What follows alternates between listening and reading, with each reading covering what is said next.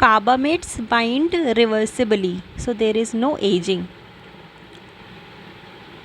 What are the clinical features? The clinical presentation depends upon the specific agent, the quantity, route of exposure, and the amount of any additives.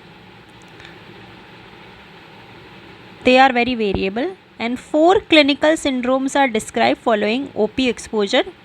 First, acute poisoning, then intermediate syndrome, chronic toxicity and delayed neuropathy. तो OP poisoning के साथ 4 चीज़ें होती हैं: acute poisoning, intermediate syndrome, chronic toxicity, delayed neuropathy. In acute OP poisoning, the most poisoned patients are symptomatic within the first 8 hours and all within the first 24 hours. तो acute poisoning चलती है 24 hours.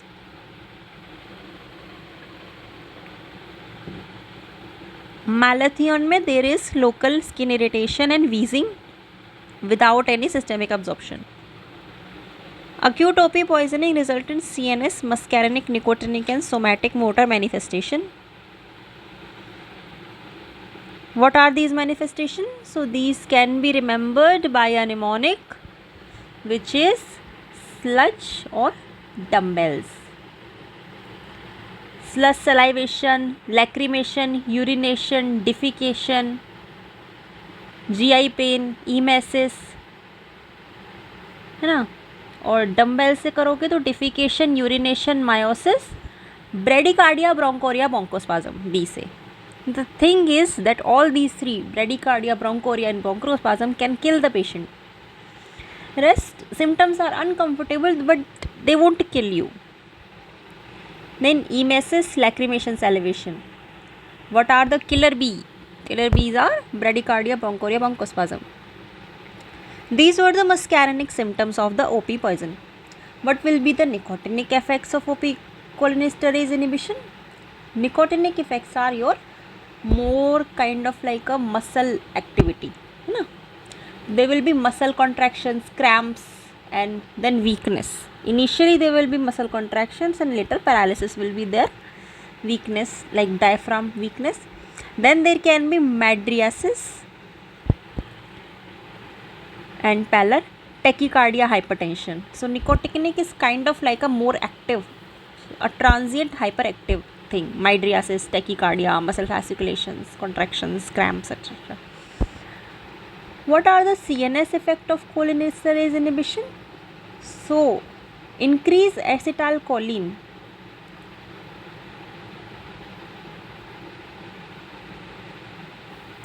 cholinesterase, choline को break करने वाले को break कर दिया मतलब कोलिन बढ़ गया. They will be increase like sympathetic activity like anxiety, restless, emotional, labile, tremor, headache, dizziness, confusion, delirium, hallucinations, seizure, coma. Surprisingly, atropine will also cause the same things. तो CNS में acetylcholine atropine का almost same ही effect रहता है.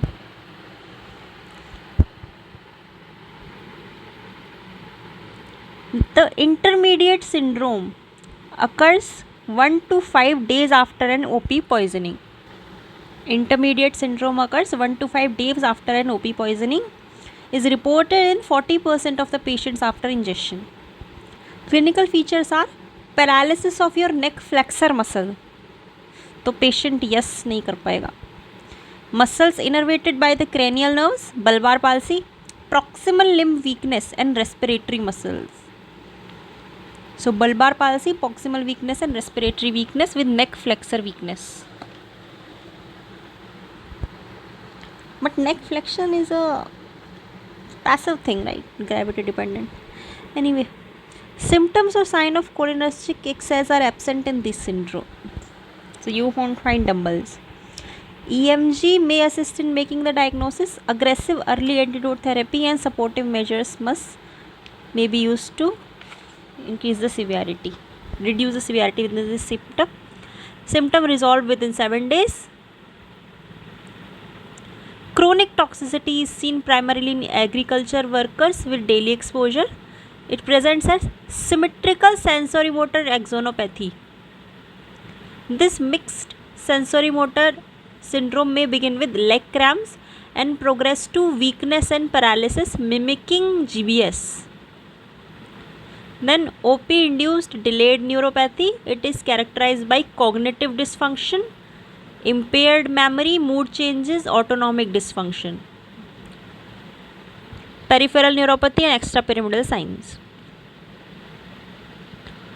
Chronic fatigue syndrome and multiple chemical sensitivity has been reported in some, predominantly females. Chemical warfare nerve agents like Soman, Sarin, Tabun and VX are OP compounds that inactivate acetylcholinesterase. They are rapidly acting and extremely potent. Deaths occur within minutes of inhalation and dermal exposures. 2013 में Syria में use किया है, ये America ने. How do you diagnose these? Diagnosis and treatment are based on the history and the presence of a suggestive toxidrome. Lab cholinesterase assay and reference lab testing for specific compounds take time and have limitations. So clinical examination is only your hope, and history. And waiting for the result delays administration of the life-saving therapy. Give antidotes fast in this patient. Noting a characteristic hydrocarbon or garlic-like odor may assist in diagnosis. The cholinergic toxidrome may vary depending upon the intoxicant severity and the muscarinic, nicotinic and CNS manifestations. As you know that because of the nicotinic and CNS manifestation, the patient might appear to have a more atropinergic toxicity rather than cholinergic. The majority of patients severely poisoned with an OP insecticide, organophosphorus insecticide, will have altered mental status, pinpoint pupil, excessive sweating and difficulty breathing. Plasma cholinesterase and both an RBC, which is true cholinesterase, are both quantifiable, but don't like many serve only as a marker of cholinesterase activity at the synaptic junction. Red cell wala is more accurate, but plasma is easy to assay.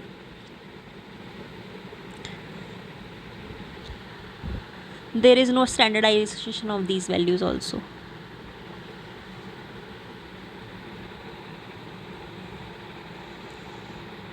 Routine lab test abnormality are non-diagnostic but may include evidence of pancreatitis, hyperglycemia, ECG changes of OP poisoning. ECG changes include ST segment changes, peak T wave, AV block and prolonged QT. What is the treatment of OP poisoning? First is decontamination. Remove the clothes, wash the patient pururi. Protective clothing must be worn to prevent secondary poisoning to us workers. Dispose all clothes as hazardous waste. Wash patient with soap and water. Handle and dispose the water runoff as a hazardous waste also. Don't let it get mixed in the normal drinking water. Monitor करना है, cardiac monitor, pulse oxygen. Gastric lavage has no benefit. Charcoal has no benefit in OP poisoning and iron poisoning. Atropine, you will give initial bolus of 1.2 to 3 mg IV in an adult depending upon the severity of symptoms. So 1.2 to 3 mg IV start करना है. Double the dose of IV atropine every 5 minutes till the signs of atropinization occur. What are these? Clear chest on auscultation, heart rate more than 80, systolic BP more than 80. And ये जो maximum dose आपने दी, follow this to continuous infusion of 10 to 20% per hour. For example, you gave 1.2 mg before, then you doubled it 2.4 mg, then you doubled it 2.4 का double कितना होता है 4.8 का double कर दिया 9.6 का भी डबल कर दिया 19.2. तो मान लो 19.2 डोज पूरा दिया तुमने, तो उसका 10 से 20% पर आवर आप इन्फ्यूजन चलाओगे.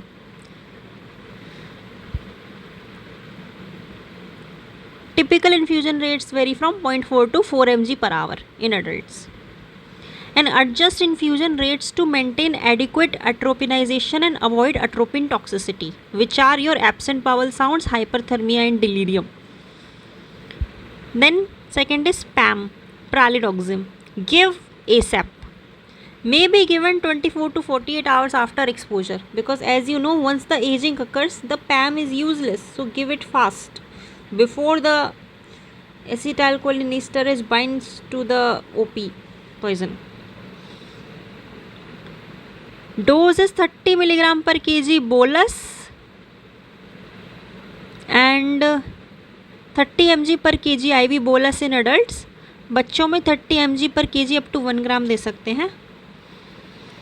सो 30 mg per kg IV bolus over 5 to 10 minutes. NS में मिक्स करके देना है. Mix with normal saline given over 5 to 10 minutes. Then continuous infusion of 8 mg per kg per hour for 24 to 48 hours. So 30 mg per kg bolus, then 8 mg per kg per hour for 24 to 48 hours. Seizures है तो benzodiazepines use करना है, and you can use atropine as well for seizures in initial stage. The treatment is airway control, respiratory support, general support, decontamination, prevent absorption and antidotes. Death occurs in untreated patients through a combination of bronchoria, bradycardia, bronchoria, bronchospasm, respiratory muscle paralysis and CNS depression. Therefore, immediate priorities following decontamination are airway protection, ventilation, reduction of bronchoria by atropinization, reversal of paralysis to administration of an oxime. Therapy should not be withheld waiting for the levels, enzyme levels. In case of acute cutaneous exposure, protective clothing must be worn to prevent secondary poisoning of the healthcare workers.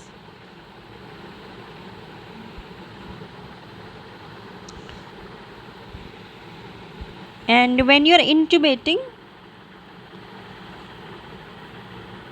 a non-depolarizing agent should be used when neuromuscular blockade is needed. Sucrol is metabolized by plasma butyrylcholinesterase, therefore it can cause prolonged paralysis and we don't want that. So use a non-depolarizing muscle relaxant like your atracurium, Vacroc, etc. Don't use Sucrol in OP poisoning.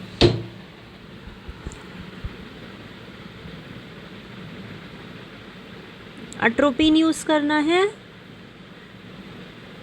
Antidote for significant OP poisoning. As a competitive antagonist of acetylcholine at central and peripheral muscarinic receptors, atropine will reverse the effect secondary to excessive cholinergic stimulation. The pinpoint pupils, excessive sweating and secretions, and respiratory distress are triggers for treatment with atropine. So you are seeing a pinpoint pupil, sweating and increased secretion, respiratory distress, bradycardia. All these use atropine. In adults, an initial dose of 1.2 to 3 mg is given. Then it is doubled every 5 minutes till you see signs of atropinization, which was clear chest, BP more than 80 and pulse more than 80. Large amount of atropine. The dose is doubled every 5 minutes until the following are achieved: clear chest on auscultation, heart rate more than 80 and systolic BP more than 80. Large amount of atropine on the order of hundreds of milligrams may be necessary in massive ingestion. So there is no maximum dose, you just assess after every dose. Pupillary dilation is not a therapeutic endpoint, mind it. Tachycardia is not a contraindication to use atropine in OP poison, because the tachycardia can occur secondary to bronchospasm or bronchoria with hypoxia, and it can occur because of your nicotinic stimulation, and which can be reversed with atropine. The initial atropine should be IV when possible, but 2 to 6 mg IV IM can be considered till you are getting an IV access.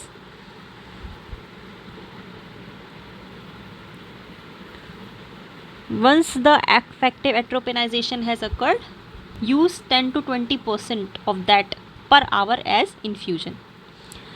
Importantly, atropine reduces respiratory secretion but does not reverse muscle weakness. Atropine reduces respiratory secretions but does not reverse muscle weakness. Respiratory support through intubation and ventilation is required in severe poisoning. So, how do you treat the muscle weakness? By saving the enzyme with PAM. Give PAM early.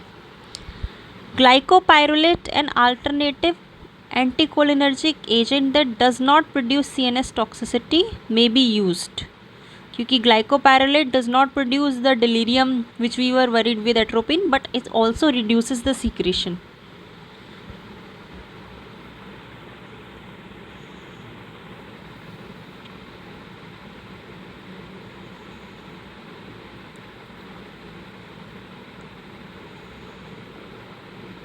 And glycopyrrolate में you can monitor how much to give ना. Atropine में you can see कि absent bowl sounds आ गया, hyperthermia हो गया, delirium हो गया, तो will stop it. But glyco में you don't know when to stop and when to give. Compound called oximes are used to displace organophosphate from the active site of acetylcholinesterase, thus reactivating the enzyme.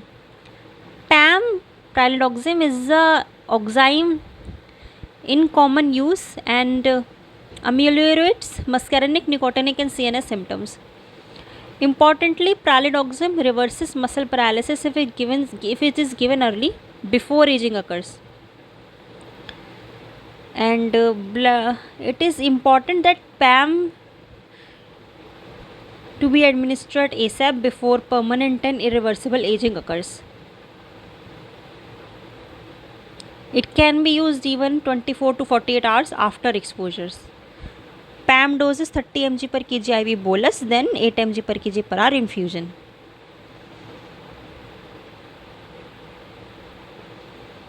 They do not reduce mortality. PAM is not recommended for asymptomatic patients or for patients with known carbamate exposure presenting with minimal symptoms. So ऐसे याद कर लो कि PAM doesn't have a car. PAM cycle से आती है. Seizures are treated with airway protection, oxygen, atropine and benzodiazepine. Airway protection, oxygen, atropine and benzodiazepine. Atropine may prevent or abort seizures due to cholinergic overstimulation that occur within the first few minutes. Atropine may prevent or abort seizures due to cholinergic overstimulation that occur within the first few minutes. Pulmonary edema and bronchospasm are treated with oxygen, intubation, positive pressure ventilation, atropine and PAM. सुकॉल and beta blockers are नहीं use करना है.